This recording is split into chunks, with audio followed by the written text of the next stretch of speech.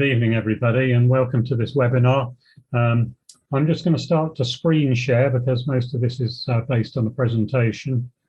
Try and get this right.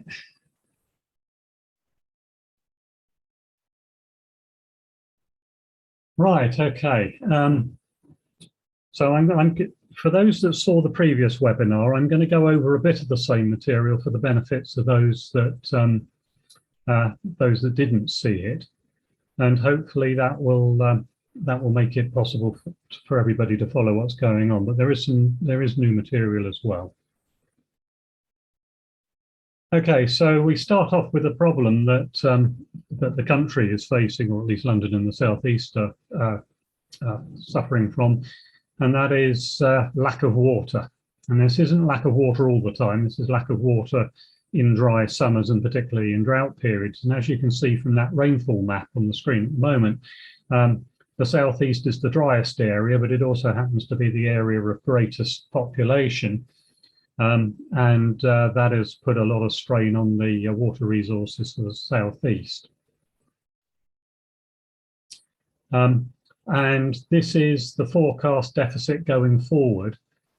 This comes from the Water Resource Southeast information, which is what they're consulting on, and it shows that by 2035 there's a shortfall of 825 million litres, or at least there's an additional 825 million litres needed, and that just grows and grows and grows. And that's brought about by a number of things, the biggest element being reductions in the amount of water that's taken out of rivers. Basically for environmental reasons, because what's been happening over the last many decades is that it's become unsustainable. But there are other things in there as well. There's population, there's climate change, and they also wish to avoid taking out drought orders, which results in water being taken out of the rivers well beyond what is sustainable. Now, there's been a lot of talk about contour canals and national pipelines and so forth, but there are other ways of effectively getting water to the southeast from as far away as the Lake District without necessarily it being exactly the same water. And basically, if you look at the two maps, the one on the left is as things are at the moment, and the one on the right is basically the concept of getting water to the southeast. And if you look at the one on the left, there's Lake Vyrnwy in Wales, which is used basically to supply Liverpool.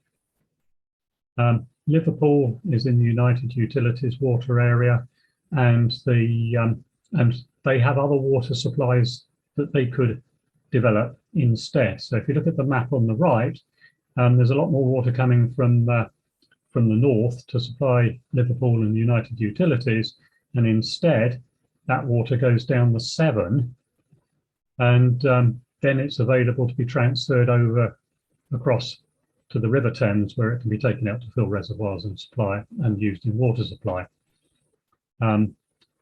There is also a very large sewage treatment works at Minworth. That's basically for Birmingham. That provides something like 400 million litres a day. At the moment, that goes down the River Trent.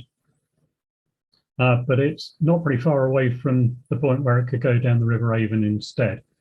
So there are ways of moving water about. It may not be exactly the same water, but you can effectively get displaced water from the north to the south. Ken, can I just stop you there just 1 second, just make sure everybody can hear. I don't know if anybody can hear. So everybody can just put in the yeah, that's fine. We're all right. Sorry. So they take their hands down. And we've got a few people with their hands raised. So if they could take them down, no, that'd be great. Yes, it's better for questions to be at the end, because otherwise we're going to be covering things that are covered later. They're not putting. Okay. Now, the scheme that the Canal Trust wants to happen is the Cotswold Canals Severn Thames Transfer Scheme. What this does is it uses the Cotswold Canals as a means of getting water from the Severn catchment over to the Thames. It's entirely feasible. That was established in previous engineering studies done and environmental studies done by Thames Water and others. And the canal can cope with up to about 300 million litres a day of transfer. And what's quite interesting is that in order to keep all the equipment working, there would be a much smaller transfer that operates all the time. And that sweetening flow is enough to sustain normal canal operation.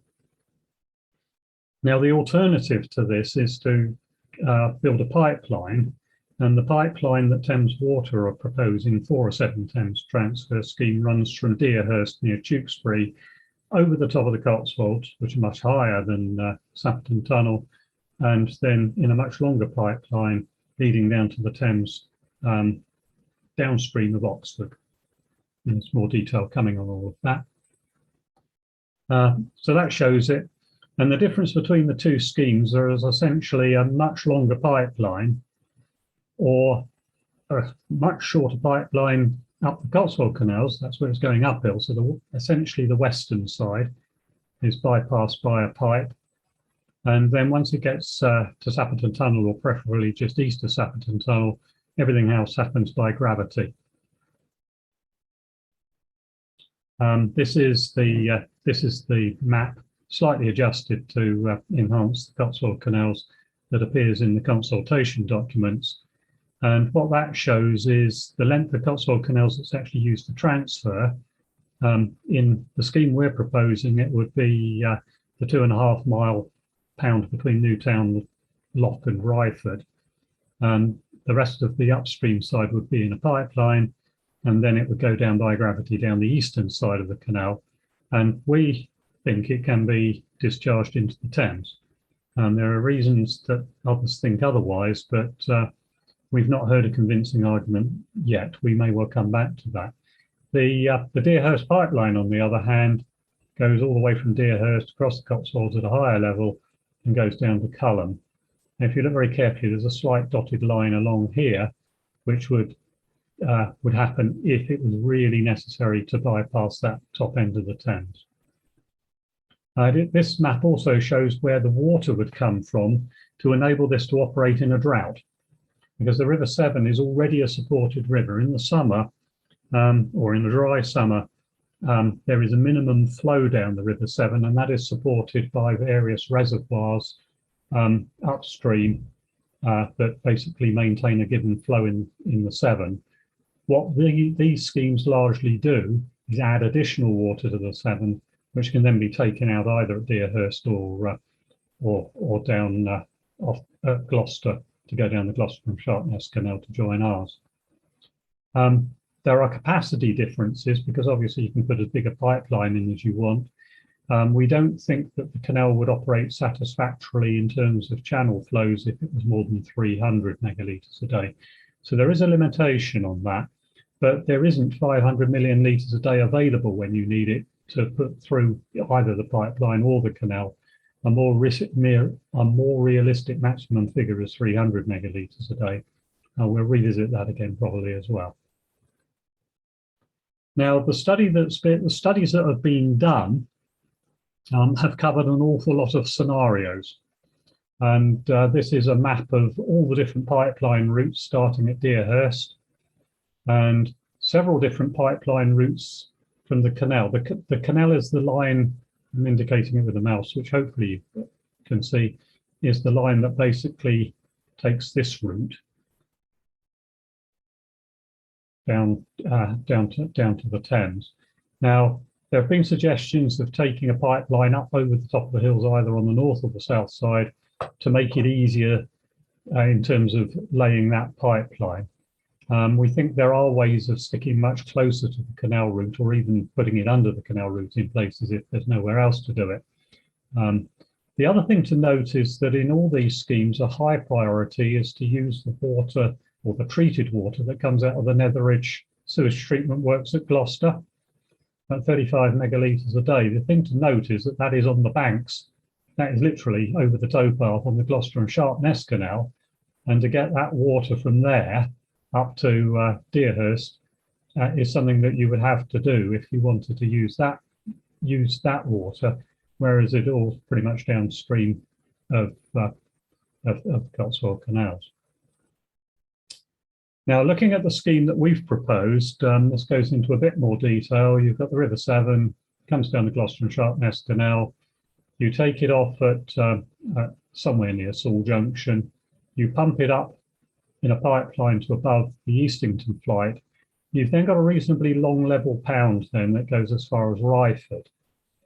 Now, beyond Ryford, the pounds are much shorter, and it doesn't really pay to put a lot of pumps in series, because if any one of them breaks, then you've got a problem that stops the whole system working. So instead, what we're proposing is that you would clean up and filter the water at Ryford, and then you would pump the water up to Sapperton, the Daneway, and then through Sapperton Tunnel and release it on that side. Now, the reason for releasing it on the east side of Sapperton Tunnel is that Sapperton Tunnel presents a particular problem, and that is that if you've got a fat, deep, wide beam boat and you try to shove that into Sapperton Tunnel with 300 megalitres a day coming in the opposite direction, the result is likely to be disappointing, in so much as the boat goes into the tunnel, the water level difference will develop across it, with the water in the direction the boat's going getting deeper, and the water behind it getting shallower, and the boat working harder and harder to try to make progress. It'll eventually reach a steady state until the fuel runs out, and then the boat will come out of Sapperton Tunnel on a small tsunami. Clearly, that doesn't work very well. This is a problem that is largely confined to deep drafted boats, and particularly wide ones. A narrow boat probably could force its way through, but it's undesirable. Going back to what I said about pipelines, there does seem to be a concern amongst the consultants about getting a pipeline from Ryford through Stroud and out the other side. And in response to this, we looked at it and concluded that actually, if you want to get from Ryford up to through Stroud, probably the easiest thing to do is to follow the fields that the new Severn Trent sewer's going in, running parallel with the east-west bypass. You can then take there's a slightly complicated bit, only about 250 metres long, in the sort of kind of Dubbridge area. But once you've got here, you can follow the old railway line going through Stroud, and you avoid having to do the sort of level of works that are going on at the moment with the new Stroud sewer. So we think there are ways of doing this. There's more detail needed and more discussion needed, but we think it can be done. And if we can follow the route of the canal, the huge advantage it gives us is Sapperton Tunnel. If we look onto this, you can see Sapperton Tunnel in the middle at the bottom. It's a huge height from the level of the canal at Sapperton Tunnel, which is about 110 metres above sea level, up to going over the top. And virtually all the other routes end up going over the top of the Cotswolds, and you don't get the advantage either in terms of energy or head that you do using the canal. On the eastern side of the canal, it's ever so simple. You basically put in big overflow weirs to get past all of the locks. The pound that's the biggest challenge is the one between Isey and Duggrove double lock, because it's 5 miles long, and that needs to be built so that the gradient of the flowing water doesn't result in too little depth for navigation. That probably needs a bit more work. We've got different studies from different times that suggest that it's okay or borderline. So maybe the canal needs to be wider or deeper, particularly where it's narrower. Moving on to the channel itself, the nominal cross-section of the Stroud Water Canal and the Thames and Severn Canal, west of Brimscombe, is as shown there, about 13 metres wide, 1.7 metres deep, and 10 metres navigation channel. Interestingly, the summit level of the Thames and Severn Canal was also built to a similar gauge, and that was because the canal company was trying to use the canal summit level as a reservoir. So it was deliberately built wider, it was deliberately built deeper. That means that it's better able to convey water than the than the normal channel between either Brimscombe and Sapperton, which wouldn't be used for water transfer, and from the summit level down to the Thames at Inglesham, where the canal is nearer 11 metres wide, with only about 1.25 metres of water and 8 metres, which is wide enough for 2 Thames barges to cross.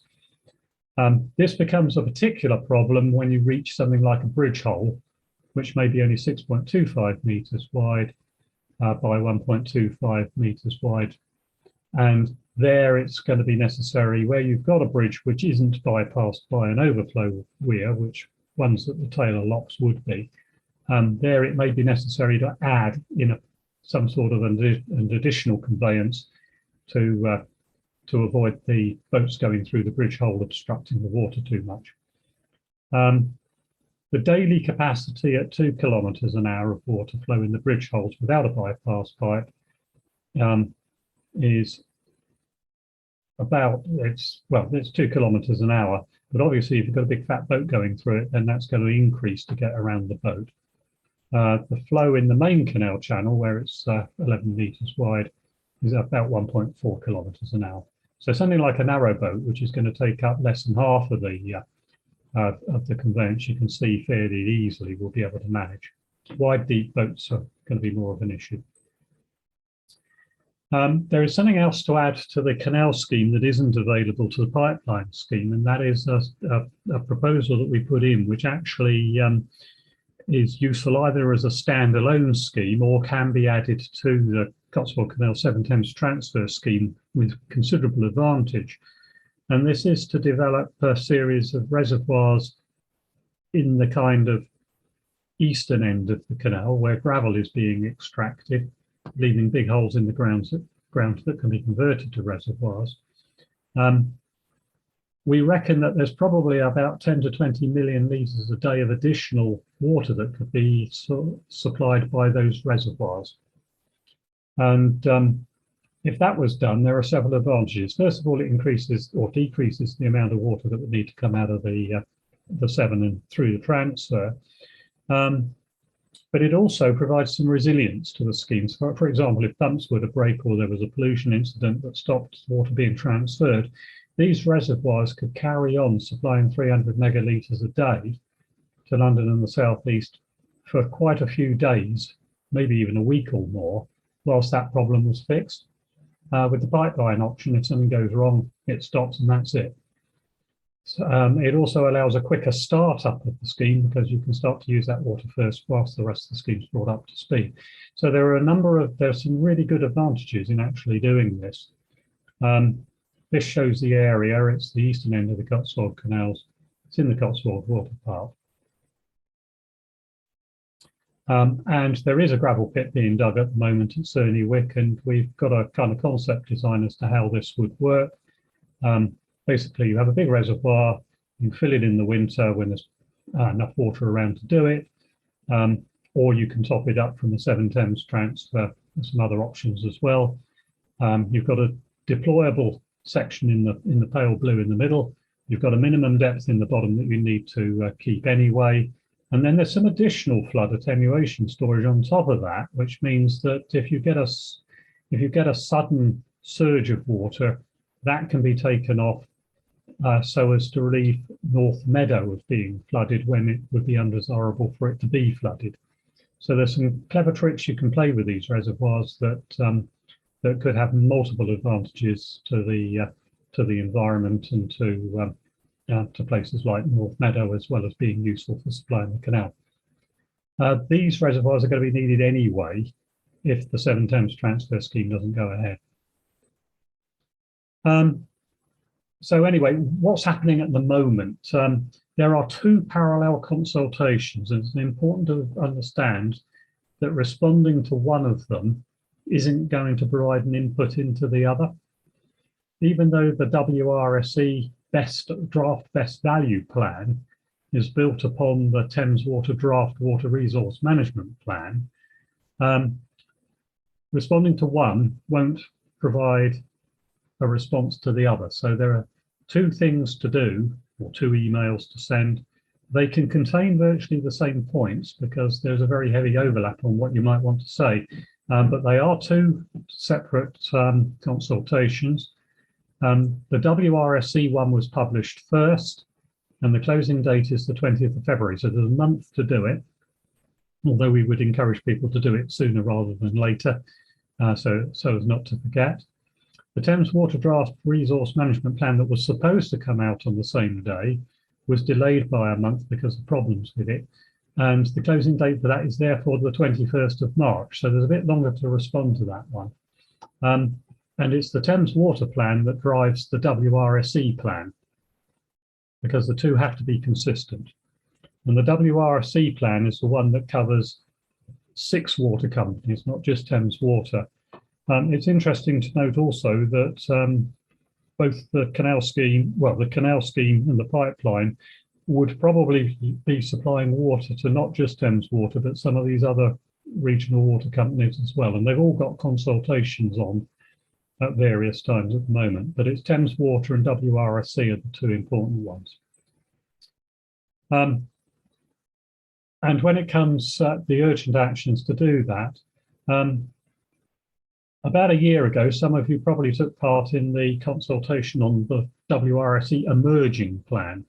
Now, there were 1,100 responses to that, 300 of which were pressing for the canal to be used. So that is a very, very high percentage. And when you consider what everybody else was looking for, I think the only thing that exceeded it was the number of people who didn't want the Abingdon Reservoir to be built, and we'll come on to that in a minute. So there were a large number of people against the Abingdon Reservoir and a very large number of people in favour of using the Cotswold Canals. Now, the current draft plan, WRSE plan, which is built on the Thames Water Plan, is pushing for that reservoir to be built first, and then the Deerhurst Severn Thames transfer to be built afterwards. And we'll come on to a bit more detail about that. The timings of that would be that if the current plan was to be the one that was followed, work would start on the Abingdon Reservoir in 2025 on a 15-year lead time, and the capacity of the deployable output, as it's known for that, is now only 185 megalitres a day, so it's nothing like as much as the fully developed Severn Thames transfer. The other thing that's proposed for an early start is building expensive energy-hungry wastewater recycling plants, and the one that's proposed at the moment at Mogden, also known as the Teddington scheme, is only 67 million litres a day. So if you put those two together, they still don't really make as much as a Severn Thames transfer, and both of those are due to start kind of immediately in the current plan. Now, a Severn Thames transfer scheme is then envisaged to be built in the 2040s, which I suspect is going to be too late for many of us. And from 2050 to 2060, various additional schemes are put forward, but nearly all of them involve a Severn Thames transfer scheme and a reservoir. Now, the best value plan, this is the WRSE plan, is supposed to fully bring environmental and social benefits into the picture. It's supposed to take carbon into effect. It's supposed to encapsulate customer and stakeholder aspirations, and it does not have to be least cost. Best value and least cost are not the same thing. And the draft best value plan does not do this. And that is something that needs to be communicated to WRSC.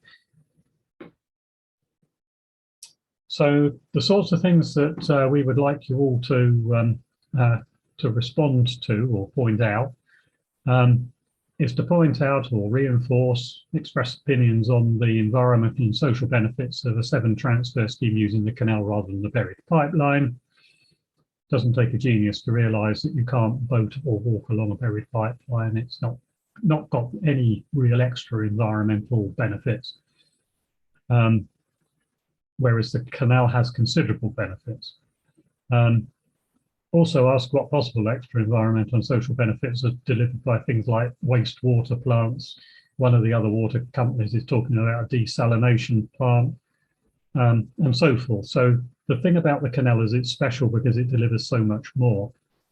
The really big question to ask, which is completely baffling, is why are they talking about doing a long lead time and controversial reservoir first? Because Thames Water have been trying to get that reservoir built for about 40 odd years, and it gets thwarted so often. It's not going to be an easy ride. Most of the objections in the WRSC emerging plan were against that reservoir. So why is something that's complicated, difficult, controversial, and takes ages to build and operate, or to get operational, being prioritised over a 7 Thames transfer scheme anyway, and R1 in particular? The other big thing that we think has come out completely wrong is that the monetized value that is part of the best value calculation, look at how much is it going to cost and how much value it's going to bring. We think that that Thames Water's consultants have underestimated this by an order of magnitude. The way these things are calculated, both the costs and the benefits, are over an 80-year period using an MVP system, which I can't describe and there isn't enough time to do it, but there are others that do. But the difference in the figures are that they've underestimated the value by £720 million. Now, if that is correct, and we strongly believe it is, the difference in cost of using the canal and using the pipeline is less than that. So having concluded that the pipeline is a cheaper option, when you add the best value factors into it, that reverses and the canal becomes the best option. So we're very keen that that those particular points are made, because these are the ones that probably matter most. Now, the WRSC plan comes first in terms of the deadlines. That looks like a duplicate slide from one we've had already. So, okay, so going on to how to deal with these consultations, we're going to come to the Thames Water Plan in a minute.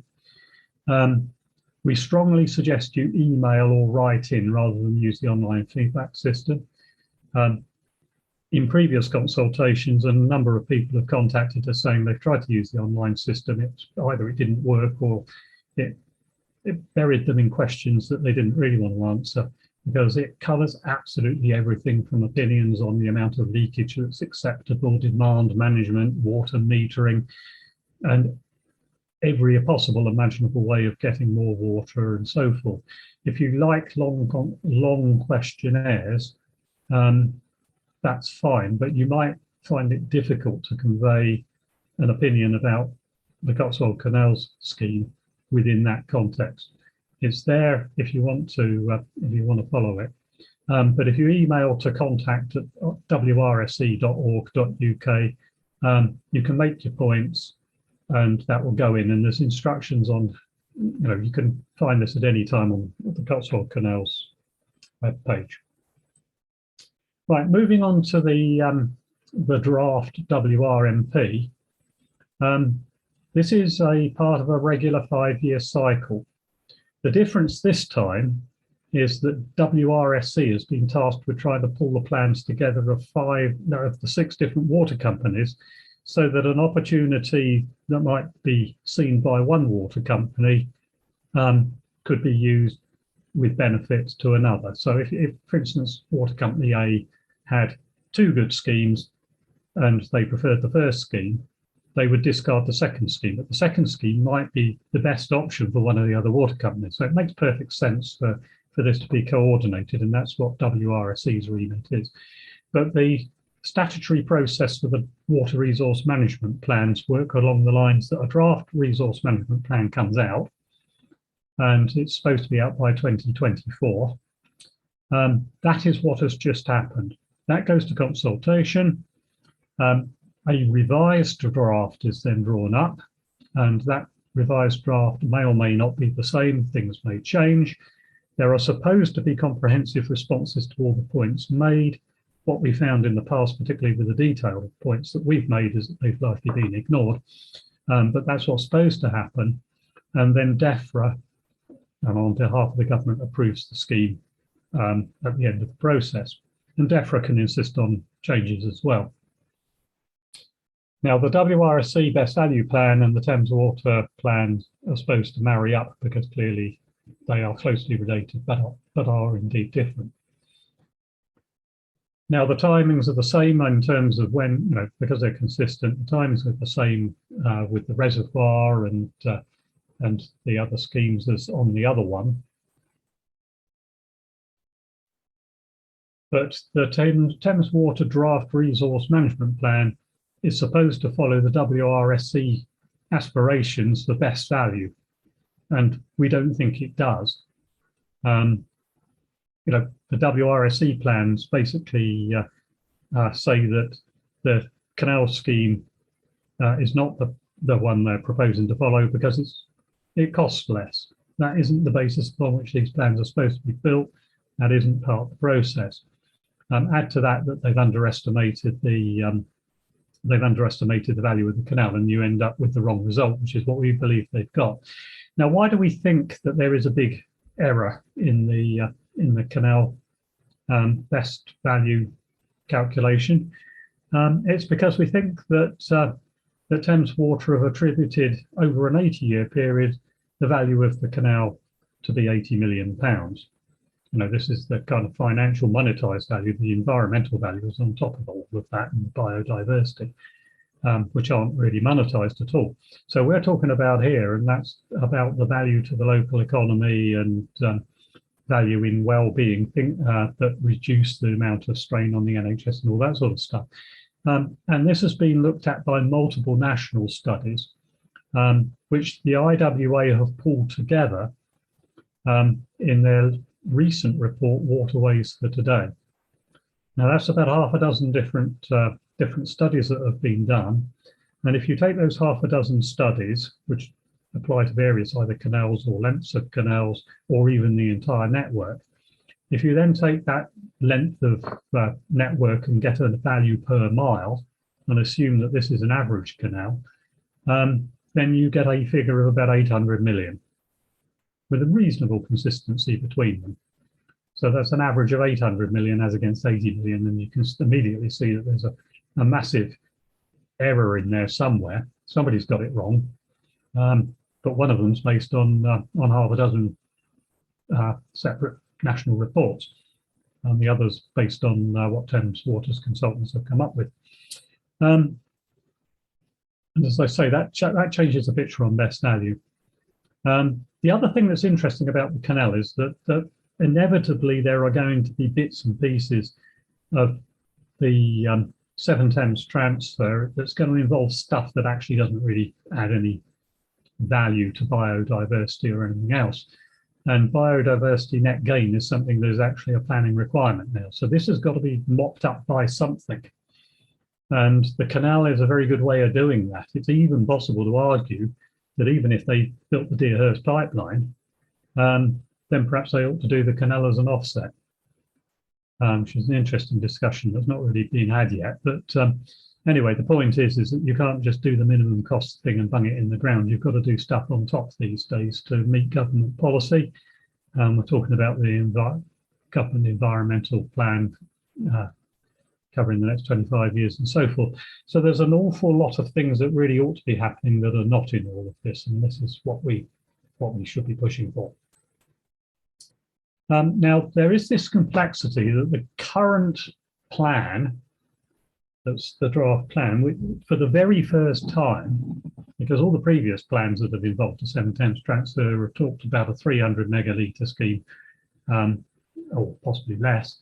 Suddenly it's gone to 500 megalitres, and that is a problem for the canal because we can't put 500 megalitres of water a day through the canal and expect boats not to do anything other than go from west to east and at some speed. But the reasons for doing it are not very sensible. The suggestion appears to be that, well, there are times in the winter and when there's plenty of rainfall where the Severn, without any support from the reservoirs or any extra supplies that you would need to support it in a drought, would be able to put 500 million litres into the Thames. Now, there are several problems with this thought, one of which is that if there's that much water in the River Severn, there's a reasonable probability there's actually plenty of water in the Thames as well, in which case, why would you want to transfer the additional water, and it would cost money? If that isn't the case, then the only time you can transfer that water is when you know it's actually in the Severn.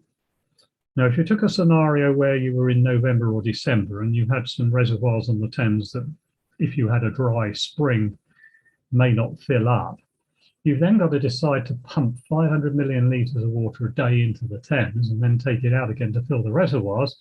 And then if it rains all the way through January and February, that was a complete waste of time and money, because that isn't going to get you anywhere. All you've done now is to spend money pumping water you didn't need.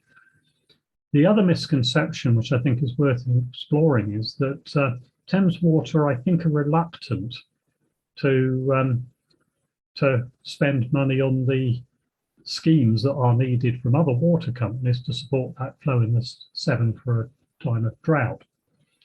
Now, the problem with that is that to basically put that in place and to have 300 megalitres a day is going to cost money. And it's not a matter of saying, well, if we only need half the money, we only need to, we can have it at half price, because the cost of the infrastructure to do it's going to be there anyway.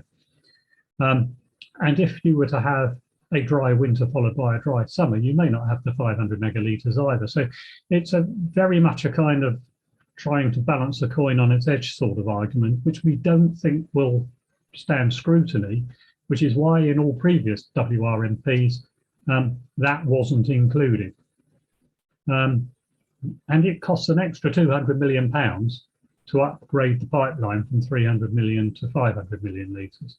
So it's expensive to do, and it's going to be difficult to manage. And under some scenarios, it doesn't actually contribute what you need. So the deployable output of this scheme is way, way, way lower if you don't have the support going into the River Severn.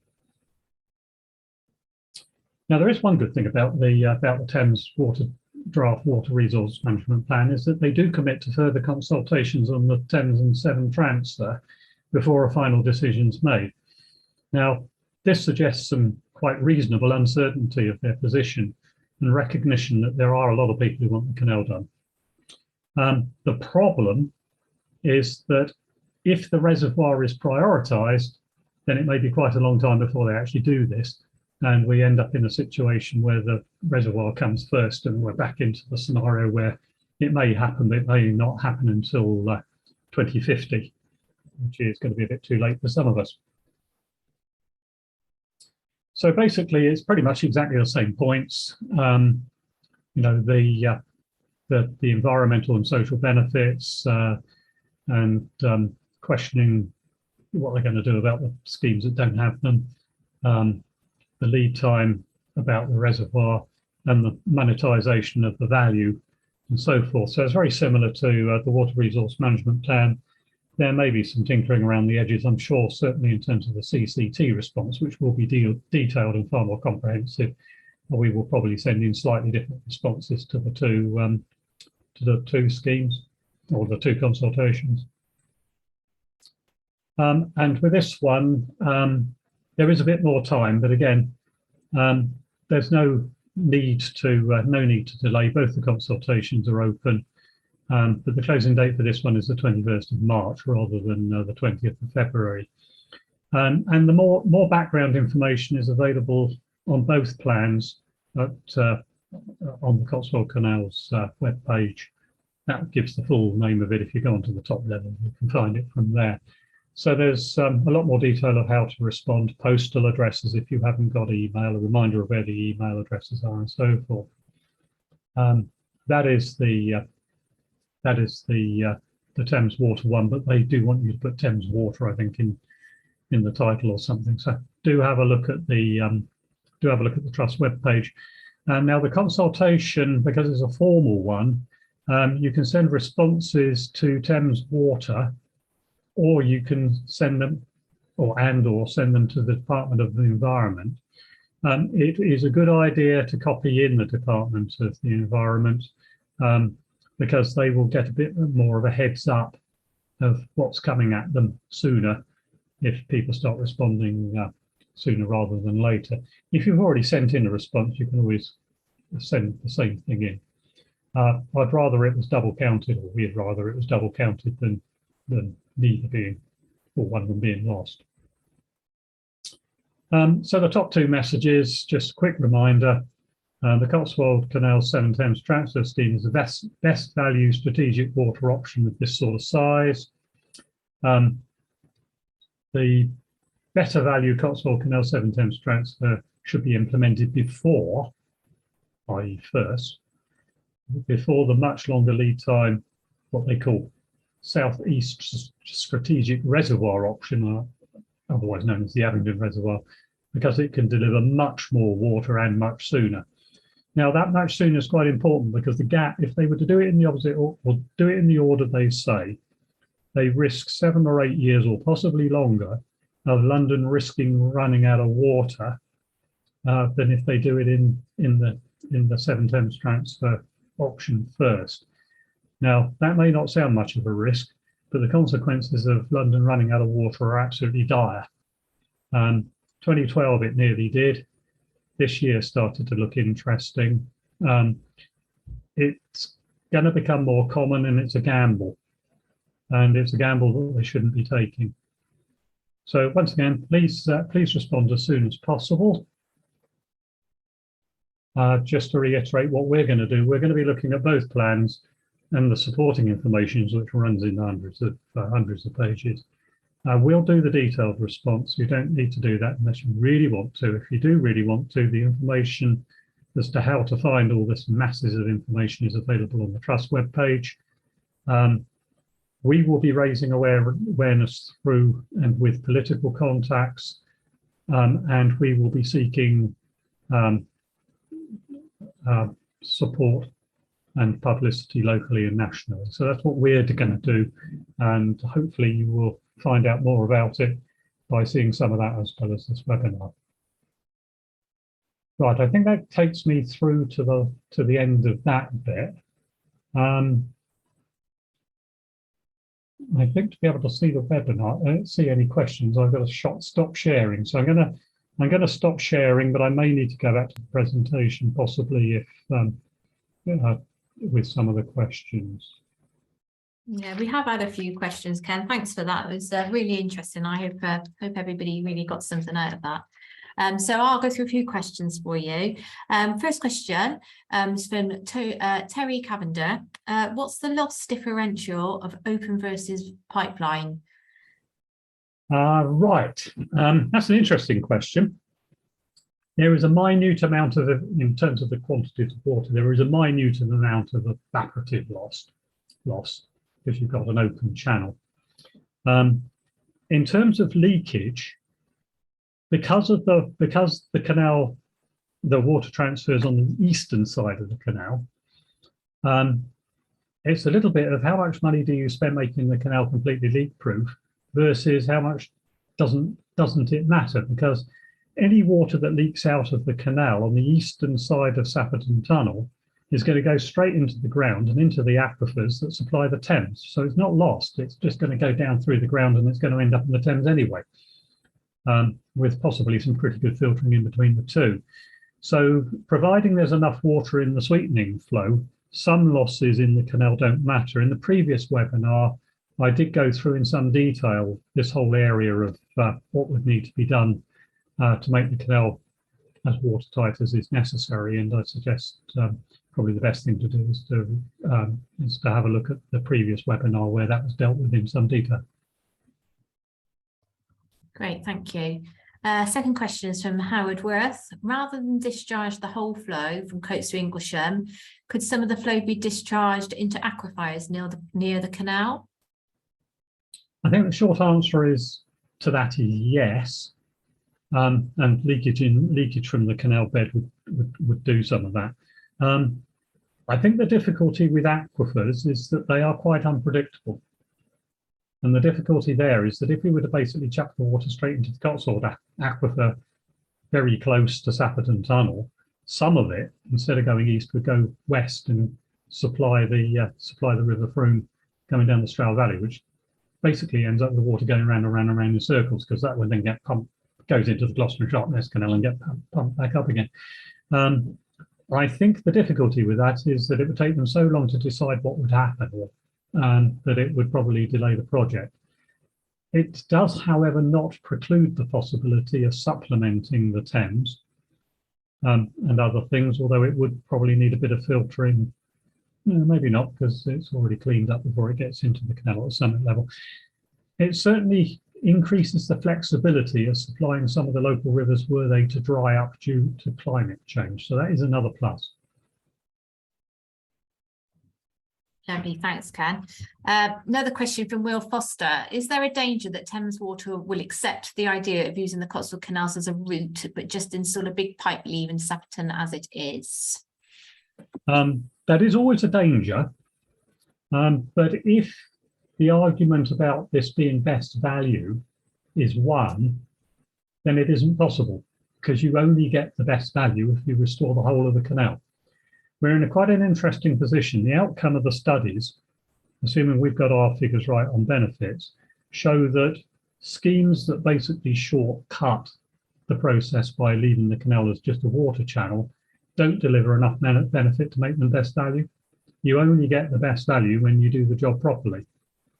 And the cost of doing the job properly versus not doing the job properly and not doing some of the restoration work is actually a pretty small proportion of the cost of these schemes. We're talking about schemes here that are going to cost billions, or £1 billion to actually implement and make happen. And now the additional cost of building a few bridges and putting lock gates in and restoring locks and so forth is actually a quite small proportion of it. But by doing that, you increase the value substantially. So we're arguing that the canal should basically be fully restored, because that is actually the best value option as against the least cost option. Lovely, thanks, Ken. Question from Peter Walker. He says, thanks, Ken. Would Thames Water want to own the canal should it be found to be the optimum solution? And if so, would they operate it themselves or outsource the management? I think you can be very sure that they do not want to operate the canal. The most probable outcome of this is that were this scheme to go ahead, the Cotswold Canals will become part of the Canal and River Trust network, with Canal and River Trust managing and operating the canal. It is so important that the scheme works and works all the time that I don't think they would be comfortable with anybody else managing it. So that is the most likely outcome. That has some huge advantages in terms of coherence with the rest of the network. And certainly it ensures swift response and good management of the network. Lovely, thank you. We've had a couple of questions about responses to the consultation, whether it'd be useful for supporters to have an email draft that they could respond to, or and how they can personalise it to themselves, whether they could get a template or just. No, the short answer to that is a really bad idea. It may sound sensible from the point of view of lack of work, but if you're sitting there at WRSC or in Thames Water and you get 250 nearly identical emails, you're going to know that somebody's given you a draft, and they'll basically mop them up and count them perhaps as one. We want people to be imaginative, and we want people to express their opinions in their own words. It's worked extremely well before, and I've seen copies of emails of kind of as short as, "Why are you suggesting doing this when the Cotswold Canals is so much a better scheme have you done?" or something. No, I've seen ones a bit like that, and I've seen other people who've read some of the stuff and added some of their own ideas. Sometimes there have been misconceptions, but the point is that they want to hear from you as individuals. What we've tried to do on the webpage is to give you some pointers as to what you might want to say if you agree with the canal being the solution to this. Lovely, thanks, Ken. Another question from Chris Hall. Why do you think that the water companies seem to prefer building pipelines rather than using surface channels? Well, it's interesting that there's been quite a big increase in the support for first using surface channels within the kind of engineering side of things, and also from others. But if you're Thames Water, you know all about pipes. You dig holes in the ground and you put pipes in the ground all the time. That's bread and butter stuff. As soon as you start talking about restoring an 18th century canal, some people get just a tad concerned, I suspect. And I think this is one of the reasons why Thames Water keep coming back with pipeline options rather than the canal options. At one point, they were saying, well, nobody else has ever done it. And then, of course, there's the Llangollen Canal that's used for transferring water. Gloucester and Sharpness Canal provides a huge proportion of the water for Bristol. So it's not true. It's been done before. It's actually not that difficult, and it's not. There are no mysteries. But if you're Thames Water and you want an easy life, then you can see it's easy to see why a pipeline's attractive. Lovely, thank you. A couple of questions that are coming in about costs as well. What's the cost benefit to CCT, and what would the delivery date be for the project? Right, okay. Well, the cost benefit for CCT is that we actually end up with a canal potentially within about 12 years. So some of us might still be alive. That's the huge advantage. It basically would deliver the Cotswold Canals as a working canal, restored from one end to the other, without it taking decade after decade after decade. If you look at the way that things are going, they're going much better now than they were 20 years ago.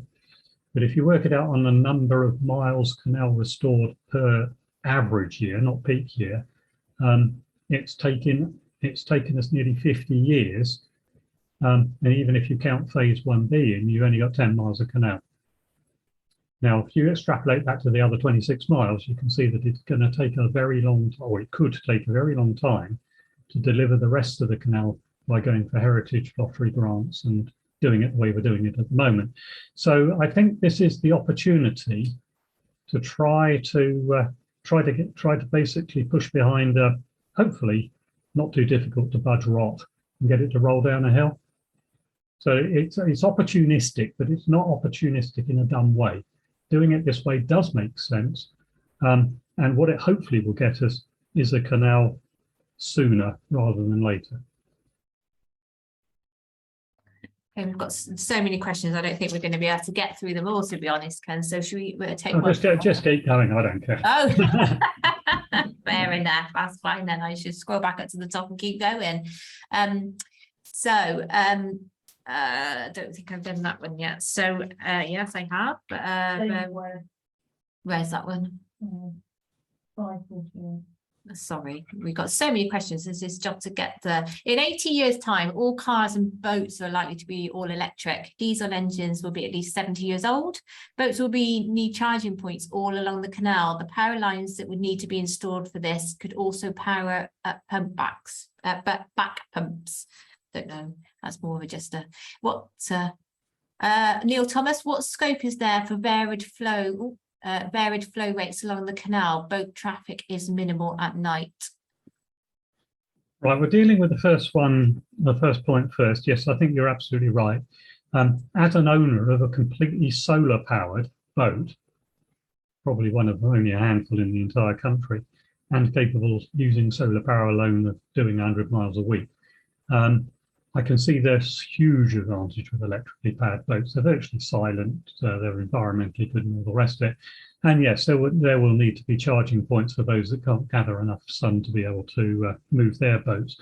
But yeah, charging points, it's something that's going to come, but it's probably going to take a long time. If this is part of a national network, the timing is such that this could be planned in right from the outset, could be a leading opportunity.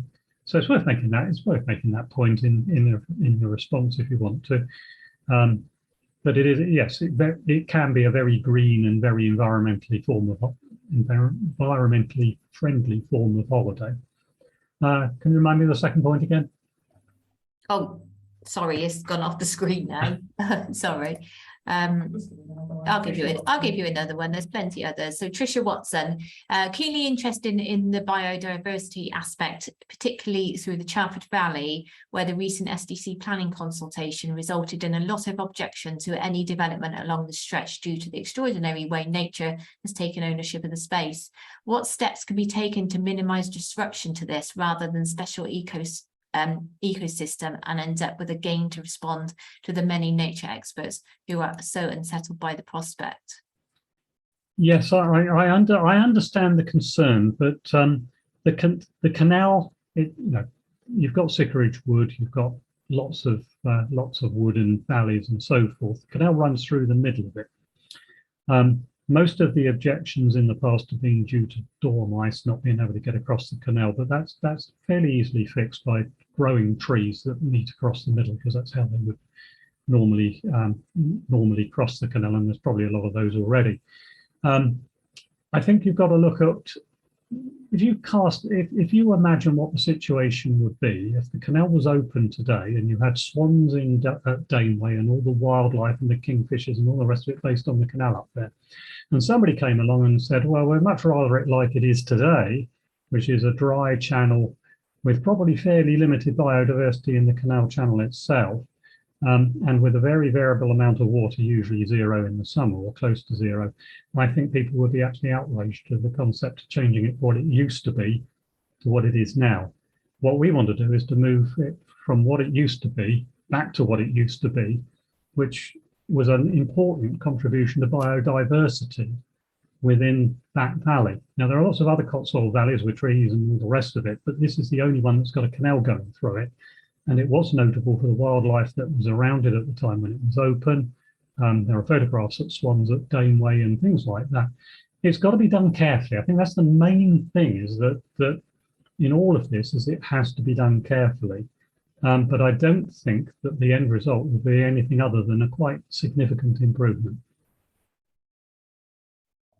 Lovely, thank you. You haven't really got time. We just do just a couple of things. People are saying excellent presentation, very interesting, thanks. Will the slides be available to make our responses? Yes, the webinar has been recorded, so it will be emailed out to everybody's registered members, be on YouTube. Do you want to do one last question? Yeah. Still alive. Yeah. How would the operating costs of the two schemes compare, pumping, maintenance, etc.? Right, okay. If you take the pipeline option, they've got to pump it right over the top of the Cotswolds, which is a much bigger head of water to get it over the top. So unless they use a lot of energy recovery on the downstream side, then that's going to increase the pumping costs quite significantly. If you take the canal side of things, if it's part of the CNRT network, whether or not Thames Water would provide CNRT with some additional funding to cover it, or whether it would be covered by the income from the canal, is a bit of an open question. Certainly, if CCT was going to be restoring the canal and it wasn't part of the CNRT network, we would be looking towards basically funding the canal from things like moorings and mooring fees and so forth. And obviously, there's a boat license that CNRT get as well. So I think I think it can be done, and I don't think it's going to be a disproportionately costly thing for Thames Water. And in any case, this water may be shared across several different water companies, so it may not all land on Thames Water's shoulders anyway. Can you read David Hatton? Yeah, lovely. So David Hagg, very good presentation, Ken, thanks. You've done a great job keeping this option in, and net zero biodiversity benefits cannot be underplayed. Should our individual organisation responses be copied to the relevant MPs, and is there an MP group that we should lobby? Right, okay. We are obviously in contact with the MPs along the canal, and I've suggested we also make sure that the ones around Abingdon know about this as well. Because whilst this may not result in the Abingdon Reservoir not being built, though it's possible, it would certainly delay it. Yes, we need organisations to write in, and it would be useful if those organisations did copy the MPs. I won't go and give I won't talk about the detailed MPs, but the riparian ones, Stroud District, Cotswold District, and I think it's North Wiltshire again now. And there are other political contacts we've got, but if organisations want to copy in MPs, then please do so, because MPs responding are actually important, and they haven't always responded, but when they have, it's been noted in the response to the responses in the consultations. So it's important. Lovely, thank you. No sooner are we answering these questions, they're coming in live, so I think we might have to start wrapping it up now. So just, I don't know if you want to say any final words, Ken? Really just write in and get anybody you know who's got the enthusiasm to do the same. Numbers are important. If we can get a really big response on this one, it will make it so much easier against any attempts to try to airbrush it out of the scenarios. It's been in and out of these water resource plans continuously since 2010, and every time there has been a big response, and every time it's somehow got back in again. Last time it was actually Ofwat and the EA insisted it was put back in after it had been taken out, and ideally we'd like the same to happen this time. And the thing that makes the difference, quite apart from very sound technical arguments, and we are quite good at that. You know, we will, you know, the big response that gets the attention of the government bodies and makes the consultations work as such. Just very quickly before you go, and a bit amusingly, you might find this. You know, we've been discussing this with the consultants working for Thames Water, and regarding that bit of pipeline between Inglesham and Culham, which we think is going to be quite expensive and we think it's wholly unnecessary. The first reason we were told why it had to be done was because it would cause problems with the some of the bywash channels on some of the locks on the Thames. We analysed this and we found that there were about 4 or 5 of them where that could happen. The others could either didn't have a problem or it could be managed simply by how the sluices were operated. And anyway, we put in a response that basically showed that for about 350, kind of 350 metres of pipe work and a couple of sluices, you could avoid building 31 kilometres of pipeline. Anyway, that one seemed to go quiet. And then the latest one that we heard was an objection or a concern by Natural England about Port Meadow and some of the special meadows west of Oxford. And their concern was that the transfer water could add to flooding. Okay. Now, when you think about it, if you're running expensive pumps to put water in the Thames so that water is available to be abstracted, why on earth would you be operating a water transfer scheme if there was any prospects of flooding on the Thames whatsoever? You just wouldn't do it.